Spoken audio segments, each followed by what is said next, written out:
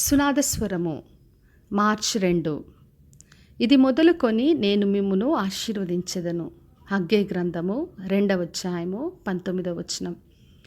దేవుడు మనకు వాగ్దానం ఇచ్చి ఆయన ఎన్నో విషయాలు మనకు బయలుపరిచిన తర్వాత మనం ఎదురు చూస్తూ కనిపెడుతుంటాం. కొన్నిసార్లు ఎంత చూసినా అనుకున్న జవాబులు రాకపోవచ్చు, ఇంకెంతకాలం అనుకునే పరిస్థితి రావచ్చు. అటువంటిదే ఈ వాగ్దానంలో ఉంది. కొట్లలో ధాన్యం లేదు, ద్రాక్ష చెట్టులో ఫలము లేదు, అంజూరపు చెట్టులో, దానిమ్మ చెట్టు, ఒలీవ చెట్టు ఏవి కూడా ఫలించట్లేదు. అటువంటి స్థితిలో వాళ్ళు ఉన్నప్పుడు దేవుడు వాళ్ళకు వాగ్దానం చేస్తున్నాడు. ఇది మొదలుకొని నేను మిమ్మును ఆశీర్వదించదను అంటున్నాడు. అంటే కొన్నిసార్లు మన జీవితంలో మనం అనుకున్నట్టు ఫలము రాకపోయినా, పరిస్థితులు వ్యతిరేకంగా ఉన్నా అది అంతే ఉండిపోతుంది, జీవితాంతం అలాగే ఉంటామని అనుకోవడానికి లేదు. కొంత సమయం మనకు కనిపించకపోవచ్చు, కానీ దేవుడు ఒక సమయంలో తప్పక ఆశీర్వదిస్తాడు.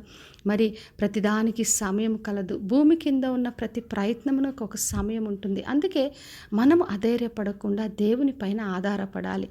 మరి అబ్రహామునకు దేవుడు సంతానం గురించి వాగ్దానం చేసినప్పుడు కొన్ని సంవత్సరాలు ఆయనకు ఫలము కనిపించలేదు. కానీ ఆయన దేవుని పైన ఆధారపడి విశ్వాసం ఉంచి ఒక రోజున జనములకు తండ్రిగా ఆయన దీవించబడ్డాడు. అదేవిధంగా మనము కూడా దేవుని నుండి వాగ్దానం పొందుకున్నప్పుడు ఏది కనిపించకపోయినా మనము ఆయన పైన ఆధారపడినప్పుడు తప్పక ఆయన మనల్ని ఆశీర్వదించే దేవుడు. మరి గలతీలకు రాసిన పత్రిక 6వ అధ్యాయం 9వ వచనం రాయబడి ఉంది. మరి అలియక విసుకక మేలు చేసినప్పుడు తగిన సమయంలో ప్రతిఫలం పొందుతాం. కొన్నిసార్లు మరి ఏమీ కనిపించక విసుగు రావచ్చు, అలసట అనిపించవచ్చు, కానీ దేవుడు తప్పక ఒక రోజు నన్ను ఆశీర్వదిస్తాడని మనము దేవుని ఆశ్రయించాలని ప్రభు కోరుతున్నాడు. కాబట్టి నా ప్రియ సహోదరి సహోదర, ఇది మొదలుకొని దేవుడు ఆశీర్వదించే సమయము. ఇంతవరకు కనిపించకపోవచ్చు, అధైర్యపడొద్దు. ఈ రోజు నుండి దేవుడు నూతనమైన కార్యాలు, నూతనమైన ఆశీర్వాదాలతో నింపుతాడు. మరి మనకిచ్చిన ప్రతి దర్శనము, మనకిచ్చిన ప్రతి వాగ్దానం నెరవేర్చే దేవుడు.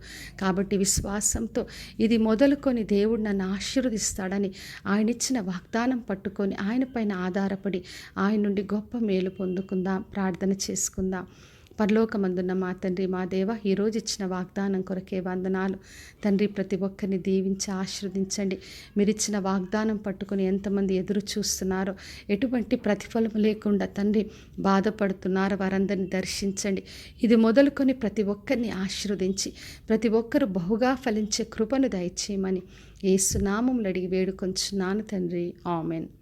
ఈ శుభవచనము వినుచున్న ప్రతి ఒక్కరి జీవితంలో నెరవేర్చబడునుగాక. నేను మీ ప్రియ సహోదరి మంజులా చరణ్.